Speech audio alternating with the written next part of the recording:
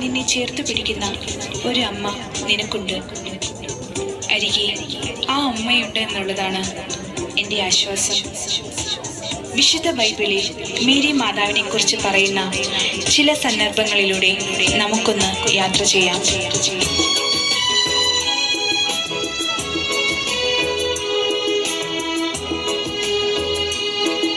മംഗളവാർത്ത. ദൈവകൃപ നിറഞ്ഞവളെ, സ്വസ്തി, കർത്താവ് നിന്നോട് കൂടെ. നീ ഗർഭം ധരിച്ച് ഒരു പുത്രനെ പ്രസവിക്കും. നീ അവന് യേശു എന്ന് പേരിടണം. ഇതാ കർത്താവിന്റെ ദാസി, നിന്റെ വചനം എന്നിൽ നിറവേറട്ടെ.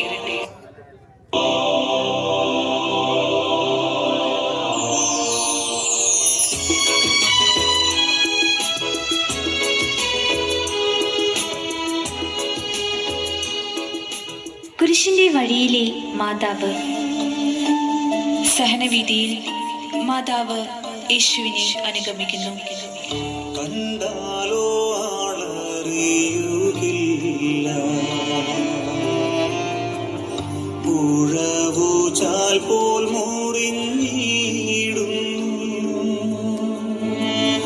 കണ്ടാലോ മുഖശോഭയില്ല,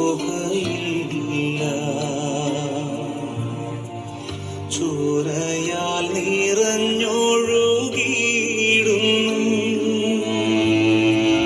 കണ്ടാലോ ആളറിയുകില്ല, പുഴവുചാൽ പോൽ മുറിഞ്ഞിടുന്നു. കണ്ടാലോ മുഖശോഭയില്ല, ചോരയാൽ നിറഞ്ഞൊഴുകിയിടുന്നു.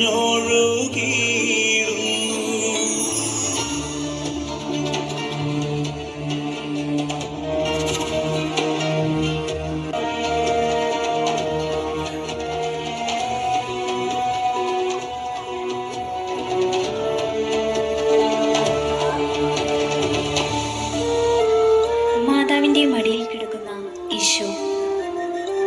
ക്രൂശിൽ നിന്നിറങ്ങിയ ഈശോയെ മാതാവിന്റെ മടിയിൽ കിടത്തുന്നു.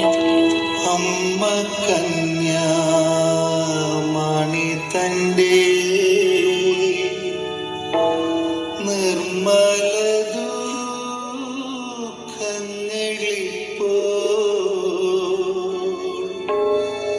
നന്മയാലേ മനസ്സുറ്റു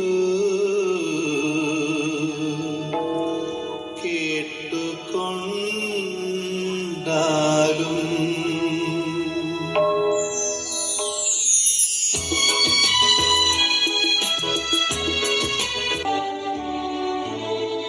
മാതാവിനെ സ്വർഗത്തിന്റെയും ഭൂമിയുടെയും രാജ്ഞിയായി കിരീടം ധരിപ്പിക്കുന്നു.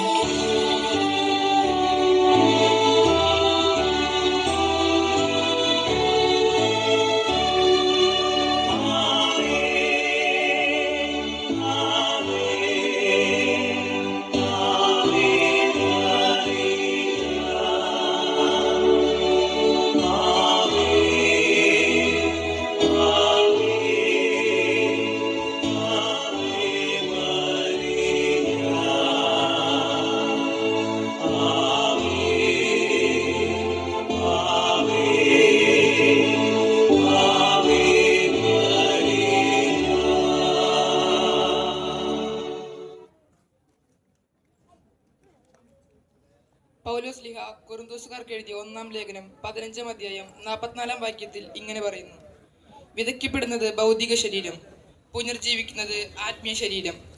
ആത്മീയ ശരീരത്തോടെ പരിശുദ്ധ അമ്മ സ്വർഗാരോപണം ചെയ്തതിനെ കുറിച്ച് തിരുസഭ ധ്യാനിക്കുന്ന പുണ്യദിനമാണ് ഓഗസ്റ്റ് 15. 4-ാം നൂറ്റാണ്ടിന് മുൻപേ മറിയത്തിന്റെ സ്വർഗാരോപണത്തെ പറ്റിയുള്ള വിശ്വാസം സഭയിൽ ആഴപ്പെട്ടു തുടങ്ങി. 1950 നവംബർ 15-ാം തീയതി 12-ാം പീസ് മാർപ്പാപ്പയാണ് മറിയത്തിന്റെ സ്വർഗാരോപണം ഒരു വിശ്വാസ സത്യമായി പ്രഖ്യാപിച്ചത്. 2-ാം വത്തിക്കാൻ കൗൺസിൽ പരിശുദ്ധ അമ്മയെ സ്വർഗത്തിൽ ആത്മീയ ശരീരങ്ങളോടെ മഹത്വീകൃതമായി കഴിയുന്ന ഈശോയുടെ അമ്മ വരാനിരിക്കുന്ന ലോകത്തിൽ പൂർത്തീകരിക്കപ്പെടാനിരിക്കുന്ന സഭയുടെ ഇക്കാലത്തിന്റെ പ്രതീകവും ആരംഭവുമാണെന്ന് വ്യക്തമായി പഠിപ്പിക്കുന്നു. പരിശുദ്ധ അമ്മ ഈ ലോകത്തിലെ തൻ്റെ ജീവിതം ഇതാ കർത്താവിൻ്റെ ദാസി എന്ന് പറഞ്ഞ് എല്ലാ സഹനവും വേദനകളും ദൈവ തിരുമനസ്സായി കണ്ടപ്പോൾ അവൾ സ്വർഗരാജ്യത്തിൽ പിതാവിനും പുത്രനും പരിശുദ്ധാത്മാവിനും നിരന്തരം ആരാധന സമർപ്പിച്ചുകൊണ്ട് ആത്മശരീരങ്ങളോടെ മഹത്വീകൃതയായി സ്വർഗത്തിൽ വസിക്കുന്നു. മറിയത്തിന്റെ ഈ സ്വർഗാരോപണം ഈ ഭൂമിയിൽ സഹനവും കഷ്ടപ്പാടുകളും ഏറ്റെടുത്തുകൊണ്ട് മരണാനന്തര ജീവിതത്തെ ലക്ഷ്യമാക്കി ജീവിക്കാൻ മനുഷ്യമക്കൾക്ക് പ്രചോദനമേകുന്നു.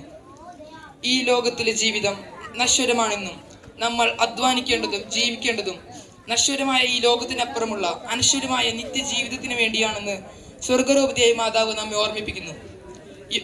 യോഹന്നാൻ 6:27 ഈശോ പറയുന്നു, നശ്വരമായ അപ്പത്തിന് വേണ്ടി അധ്വാനിക്കാതെ മനുഷ്യപുത്രൻ തരുന്ന നിത്യജീവന്റെ അനശ്വരമായ അപ്പത്തിന് വേണ്ടി അധ്വാനിക്കുവിൻ. ഈ ഭൂമിയിലെ ജീവിതത്തിന്റെ നിസ്സാരതയ്ക്കും കഷ്ടപ്പാടിനും സഹനത്തിനും ഉപരിയായി വരാനിരിക്കുന്ന നന്മ മനസ്സിലാക്കി ജീവിക്കാൻ പരിശുദ്ധ അമ്മ നമ്മെ പഠിപ്പിക്കുന്നു. ഈ ഭൂമിയിലെ അനുദിന പ്രവർത്തനങ്ങളിൽ ഏർപ്പെട്ടാലേ മരണാനന്തര സ്വർഗ രാജ്യപ്രവേശനം നമുക്ക് സാധ്യമാകൂ എന്ന് ത്രിലോകരാജ്ഞിയായി മുടിചൂടി സ്വർഗരൂപിയായ അമ്മ നമ്മെ ഓർമ്മിപ്പിക്കുന്നു. ഏവർക്കും പരിശുദ്ധ അമ്മയുടെ സ്വർഗാരോപണ തിരുനാൾ ആശംസിക്കുന്നു. നന്ദി. പാടുന്ന ക്ലാസ്സിൽ കുട്ടികൾ വളരെ നന്നായിട്ട് അവതരിപ്പിച്ച് സന്ദേശം നൽകി. നല്ലൊരു